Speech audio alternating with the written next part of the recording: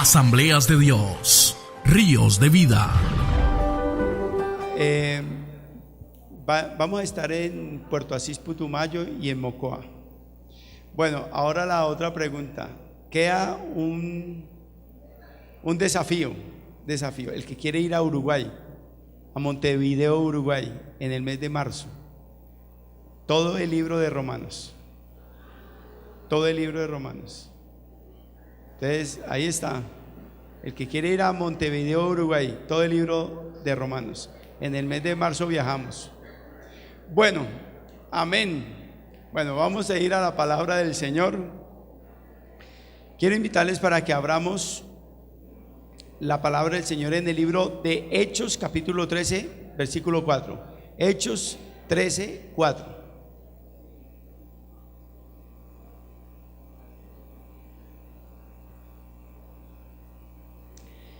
Libro de Hechos, capítulo 13, versículo 4. Vamos a leer la palabra del Señor.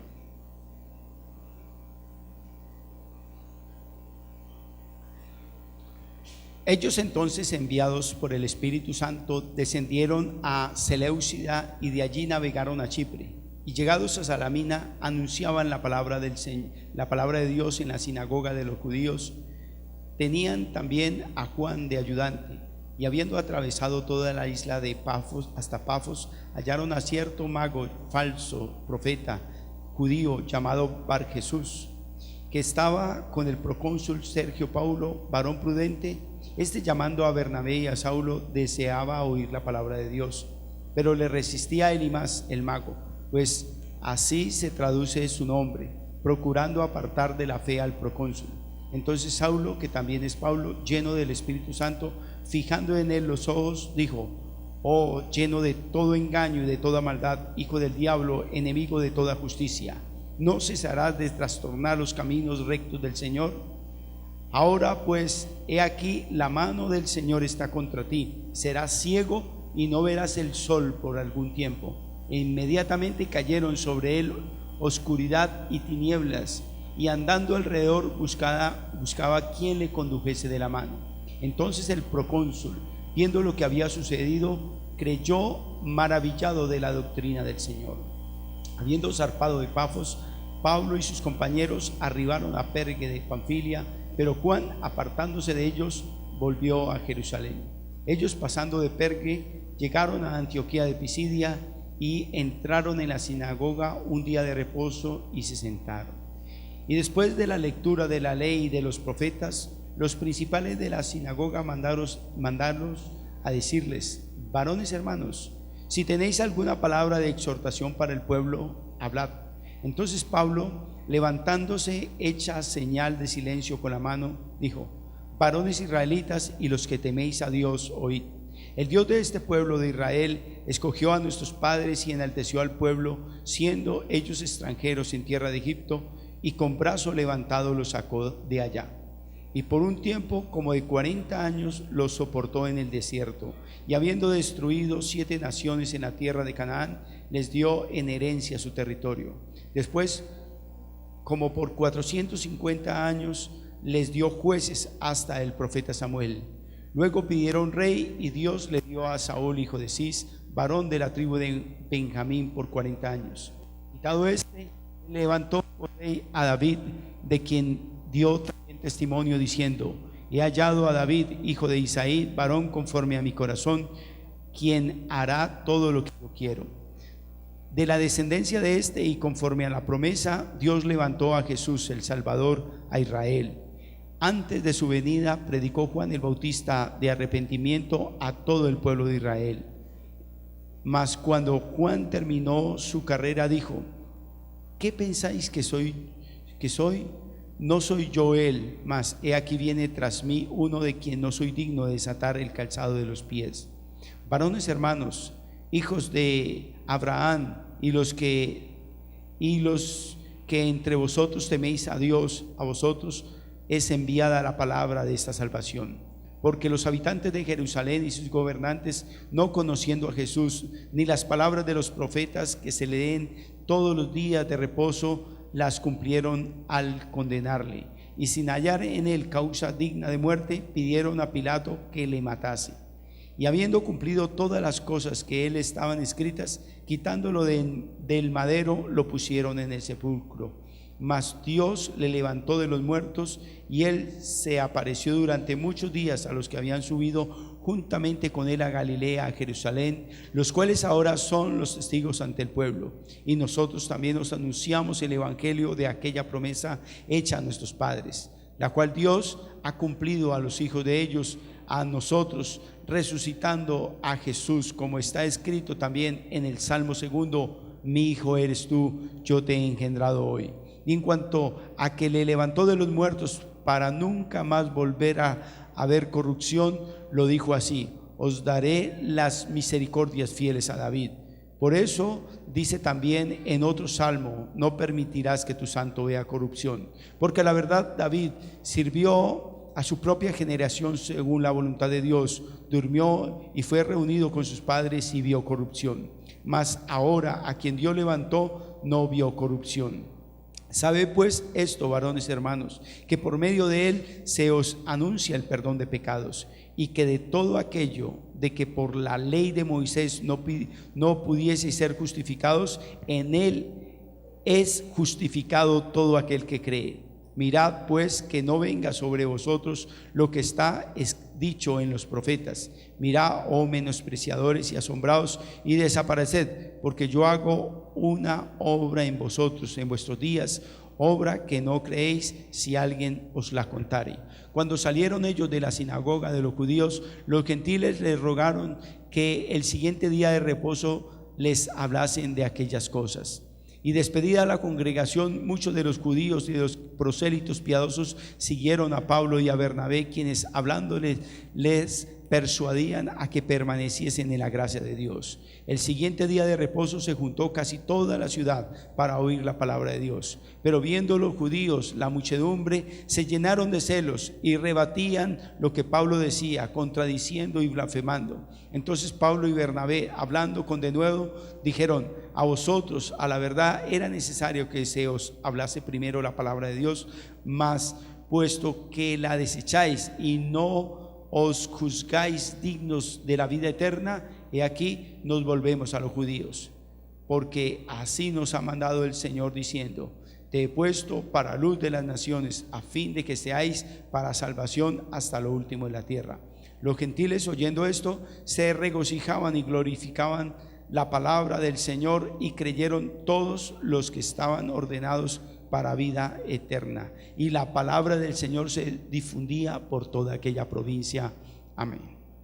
Padre celestial, en el nombre de Jesús de Nazaret, yo te ruego, Señor, que tú traigas hoy palabra de vida eterna, palabra para tu pueblo, palabra para tus hijos, en el nombre de Cristo Jesús.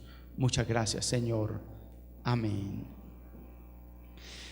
Hace 500 años se clavaron en la puerta de Wittenberg, Alemania, unas 95 tesis, donde Martín Lutero empezó a clavarlas. Pero cada clavo, cada golpe retumbó en todo el mundo, al punto que cada golpe tocó las esferas sociales, tocó las esferas gubernamentales, tocó las esferas religiosas, tocó las esferas democráticas, todo. Como ejemplo de ello, o como consecuencia de esas 95 tesis, se abolió la esclavitud de la época. En aquella época había esclavitud y fueron libres. Hubo la emancipación de los negros y de otros esclavos de la época. Hubo donde la raza humana se convirtió en una sola. Ya no eran blancos, indígenas, amarillos, negros. No, se constituyó todos en una misma manera de ver la sociedad. La desigualdad social se equilibró mejor. Se quitó esas clases poderosas que habían en el mundo y se equilibró mucho mejor a la clase pobre, a la clase trabajadora. También hubo un alfabetismo mundial por haber escuchado la Escritura. Son muchos cambios, muchísimos cambios. Todo eso se condensa en 5 cosas: sola palabra, sola gracia, sola fe, solo Cristo y solo para la gloria de Dios. En 1517, en octubre, hoy estamos celebrando 500 años. 500 años de aquella reforma, y estos 5 domingos, hoy es el primero y vamos a terminar con el último domingo predicando cada domingo una de estas máximas que llevaron a la revolución de la época y nació la reforma del siglo XVI. Hoy quiero hablar de sola escritura. Sola escritura. La poetisa chilena Gabriela Mistral, lectora de la Biblia, que de sus versos, en sus poemas hubo mucha inspiración de la escritura. Ella dijo lo siguiente, abro comillas: la Biblia es para mí el libro, no veo cómo alguien pueda vivir sin él. La Biblia es para vivir diariamente con él. Y vamos a hablar 3 cosas sobre la palabra del Señor. En primer lugar, la iglesia del primer siglo empezó a anunciar la palabra de Dios. Dice el versículo 5 del capítulo 13, dice la escritura así: y llegados a Salamina anunciaban la palabra de Dios en la sinagoga de los judíos, tenían también a Juan de ayudante. Dice aquí la escritura, en el primer viaje misionero que hace los apóstoles Bernabé y Pablo, saliendo de la iglesia de Antioquía, quienes envían sus primeros misioneros hacia Europa, hacia Asia, salen y dice que llegan ellos a Salamina anunciando la palabra del Señor. ¿Cuál fue el enfoque número 1 de la iglesia del Nuevo Testamento? De la iglesia primitiva fue predicar la palabra de Dios. Predicar la palabra de Dios, el término es palabra de Dios, no palabras de hombre, no sabidurías de hombre. Pablo clarito lo dice: vengo a traer palabra de Dios. Hoy debe ser nuestro enfoque proclamar la palabra de Dios. Nuestro querigma, nuestra forma de anunciar es la palabra de Dios. No podemos anunciar otras cosas. La palabra de Dios es fundamental. Hay en el mundo cristiano, digamos, hay 3 grandes iglesias: la iglesia ortodoxa en Rusia y Grecia, la iglesia católica con sede en Roma y la iglesia evangélica que está en todo el mundo. ¿Cuál es la diferencia entre la iglesia católica y la iglesia evangélica en su teología? La teología nuestra está basada sobre la palabra de Dios, sobre la primera premisa de la reforma del siglo XVI, que es solo escritura. Nosotros los teólogos, cuando entramos a un seminario bíblico, debemos estudiar toda la escritura, desde el Génesis hasta Apocalipsis. ¿Quién la escribe? ¿Por qué se escribe? ¿A quién se escribe? ¿En qué tiempo se escribe? ¿Cuál es la síntesis de lo que se habla de ahí? ¿Cuál es la verdad de ese libro? ¿Cómo se articula ese libro con el resto de los libros? Todo eso es lo que uno estudia en el seminario bíblico. Pero la teología católica se difiere de la teología evangélica de la siguiente manera: la iglesia católica tiene la Biblia, pero como base de su teología tiene la doctrina de lo que es la tradición y también todo lo que es el magisterio de la iglesia. El magisterio de la iglesia es como la declaración de fe, qué es lo que creemos, y la tradición es lo que enseña la tradición de aquella iglesia. Entonces, al revolver las 3 cosas, ahí se permea la pureza de la Biblia, la pureza del evangelio como tal. Voy a colocar 2 ejemplos de ellos. Hay muchos ejemplos que podría dar de ello. Un ejemplo: en los 10 mandamientos, en Éxodo capítulo 20, habla de los 10 mandamientos. Segundo mandamiento de la ley de Dios, que dice: no te harás ninguna semejanza de lo que está arriba en el cielo, ni en la tierra, ni debajo de la tierra. No te postrarás ni los adorarás, porque yo soy tu Dios fuerte y celoso, que visito la maldad sobre los padres a los hijos hasta la tercera y cuarta generación de los que me aborrecen. Pero la Iglesia Católica, como tiene por tradición que se puede adorar imágenes de palo, de yeso, de madera, de oro, de cualquier elemento, entonces quitaron el segundo mandamiento de la ley de Dios. Si usted lee los 10 mandamientos de la Iglesia Católica, son diferentes a los 10 mandamientos bíblicos. Y así, ese es un ejemplo de ello. También, otro ejemplo de ello, la Biblia dice que si alguno desea ser obispo, buena obra desea, pero el obispo debe ser marido de una sola mujer, que gobierne bien su casa, que tenga a sus hijos en sujeción, porque quien no gobierna bien su casa tampoco cuidará bien la iglesia del Señor. Nosotros, la Iglesia Cristiana Evangélica, por eso es que los pastores nos casamos, pero en el dogma católico aparece algo que se llama el celibato. El celibato es el voto de castidad donde no se casan y violan la palabra de Dios. La palabra del Señor dice claro que Pedro era casado, dice que Jesús oró por la suegra de Pedro, de tal manera que la Iglesia Católica está fallando en este asunto, al punto que algunos le han abierto la puerta al homosexualismo, otros al adulterio, a la fornicación, porque no son capaces contra su naturaleza humana de hombres, de humanos, porque han violado este principio teológico que es sola palabra. Sola palabra es importante para nosotros, ese es nuestro enfoque. Yo he tenido la oportunidad de hablar con diferentes sacerdotes católicos y llegamos a ese punto.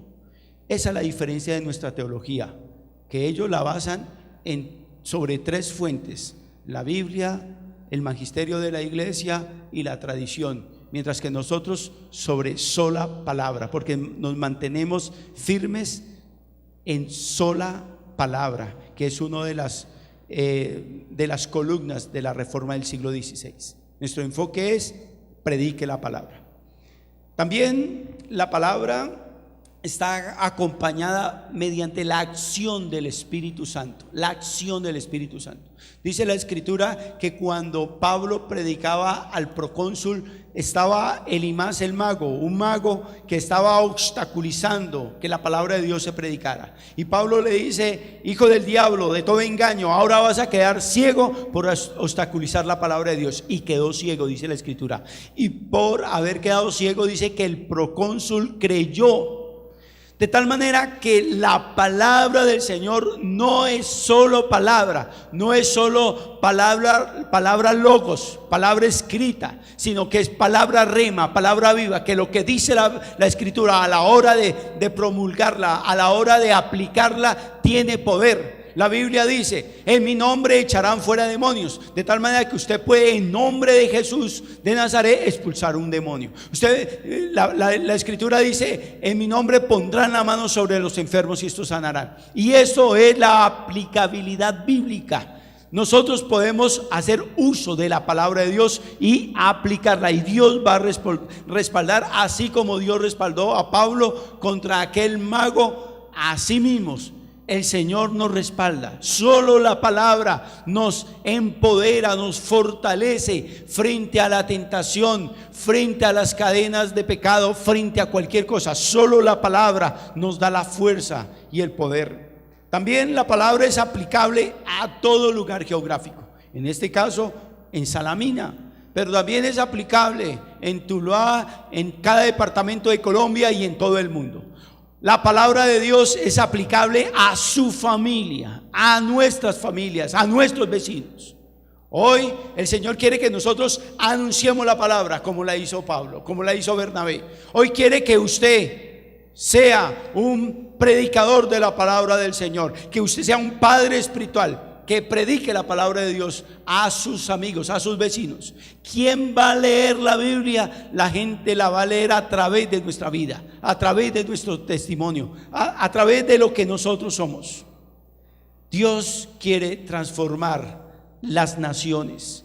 Juan Knox, gran predicador escocés de la palabra, decía: dame a Escocia o me muero, dame a Escocia o me muero. Y Escocia, que es parte del Reino Unido, se levantó como el más grande país misionero del siglo XIX por el poder de la palabra del Señor. Dios me dio la oportunidad de estar en el cementerio de los misioneros que llevaron el evangelio a Corea, y ahí pudimos ver la historia de cada misionero, misioneros que entregaron su vida allá. Y muchos misioneros vinieron de Inglaterra, de Escocia, por el avivamiento que un hombre trajo: dame a Escocia o me muero. Usted y yo podemos ser instrumento en las manos de Dios para una persona, para un hogar, para una nación.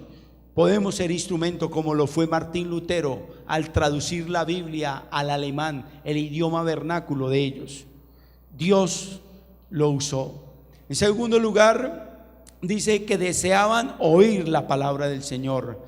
Versículo 7 dice la Escritura: que estaban con el procónsul Sergio Paulo, varón prudente, llamando a Bernabé y a Saulo, deseaba oír la palabra de Dios.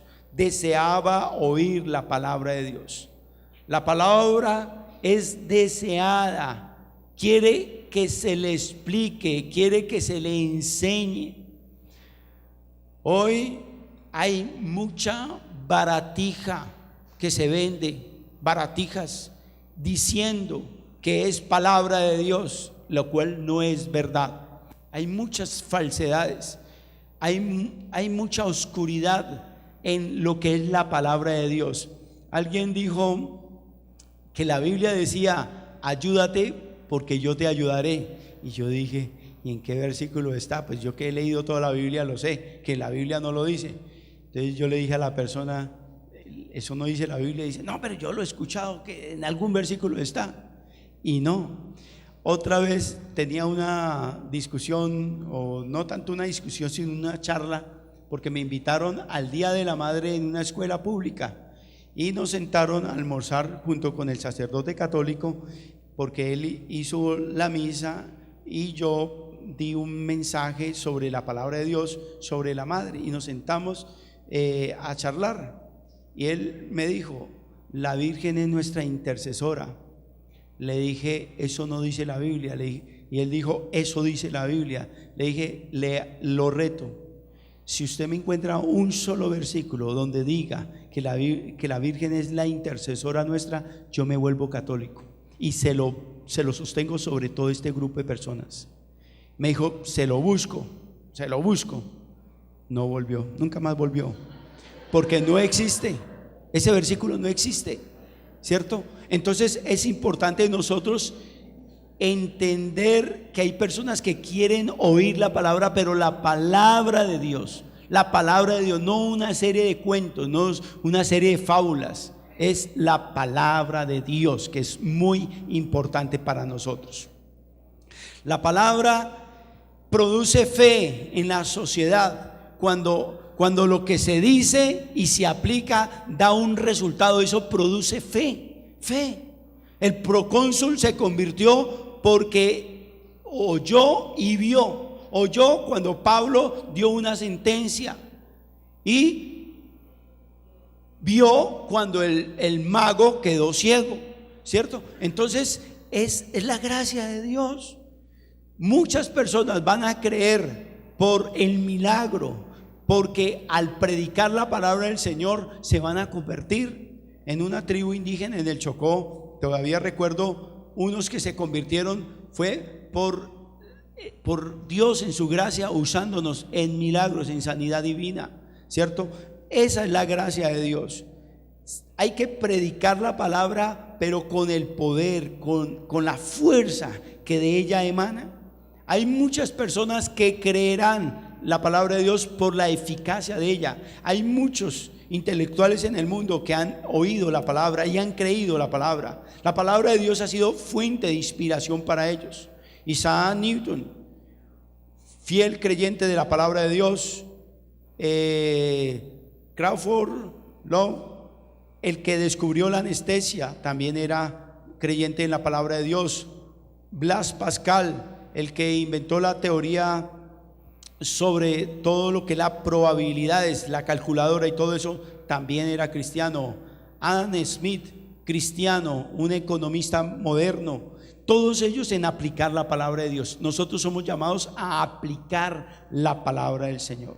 En tercer lugar, también la palabra convocaba a las multitudes, convocaba a la gente.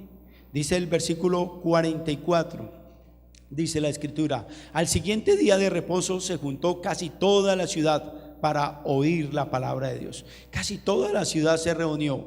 Dice la escritura que esa ciudad salamina se convirtió al evangelio. Muchísimas personas se convirtieron por oír la palabra de Dios.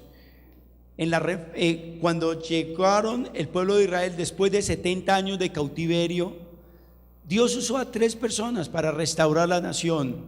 Uno para restaurar la ciudad, las murallas, como fue Nehemías. Otro para restaurar el templo, la reconstrucción del templo, que fue Zorobabel.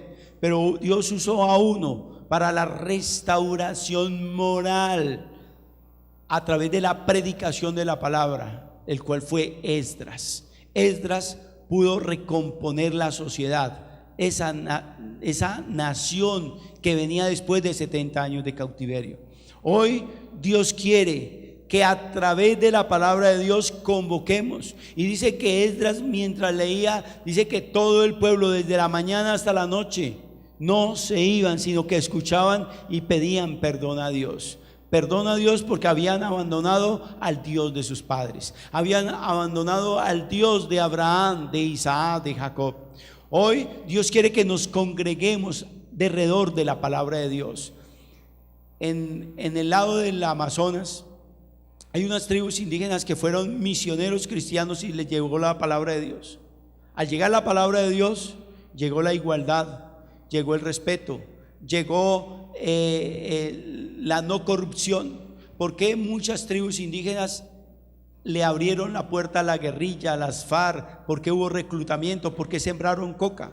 Porque no hubo misioneros cristianos en esas regiones suficientemente. Pero en regiones donde los indígenas recibieron la palabra de Dios, allá usted no encuentra plantíos de coca, no encuentra una cantidad de cosas de corrupción y todo como lo hay en otras tribus indígenas. De tal manera que Dios quiere que nosotros convoquemos al pueblo con la palabra de Dios. Hoy Dios nos está llamando para que prediquemos el evangelio, no solamente en los templos, sino en las escuelas, en los colegios, en las universidades, en los parques. Dios quiere que nosotros seamos instrumento de Dios para predicar su palabra hasta lo último de la tierra. Cada avivamiento, todos los avivamientos han nacido con 2 cosas: con la palabra y con la oración. Dios quiere un avivamiento en nuestras vidas. Dios quiere que nuestra vida sea potenciada. Dios quiere que nuestra vida sea llena del poder de su Espíritu Santo.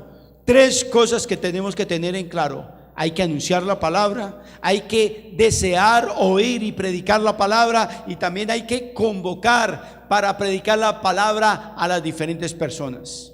Como conclusión de estos 3 elementos, dice el libro de Hechos capítulo 13 versículo 48 y 49, dice: y los gentiles, oyendo esto, se regocijaban y glorificaban la palabra del Señor, y creyendo todos los que estaban ordenados para la vida eterna, y la palabra del Señor se difundía por toda aquella provincia. La palabra de Dios trae a nuestras vidas salvación. La palabra de Dios trae a nuestras vidas sabiduría. La palabra de Dios trae a nuestras vidas esperanza. La palabra de Dios trae a nuestras vidas libertad. Hay muchas cosas que trae la palabra de Dios a nuestras vidas. Hoy estamos celebrando esos 500 años y hoy quiere el Señor que nosotros seamos más efectivos, que salgamos de nuestra silla y seamos padres espirituales con nuestra propia familia, con nuestros vecinos, con nuestros allegados. Que salgamos de nuestro templo y vayamos a una casa y levantemos una célula de cuidado, que seamos líderes de alguna célula. Dios quiere que salgamos de nuestro contorno y vayamos a otras naciones, a otros pueblos donde no hay una iglesia cristiana. Dios quiere que llevamos el evangelio hasta lo último de la tierra, para que sigan sonando aquellos clavos que se escucharon en Wittenberg, Alemania, hoy sigan escuchándose en Tuluá y en Colombia, para la gloria del Señor. Vamos a orar al Señor y que nosotros nunca cambiemos sola escritura. Amén. Padre, en el nombre de Jesús te doy gracias. Gracias por tu palabra, gracias por tu presencia, gracias por tu Espíritu Santo.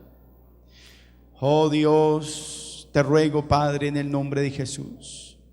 Te ruego, Dios, en el nombre de Jesús, que tú seas trayendo a nosotros palabra de vida eterna. Palabra de vida eterna a tantas personas, oh Dios. Ayúdanos a predicar tu palabra a diestra y a siniestra.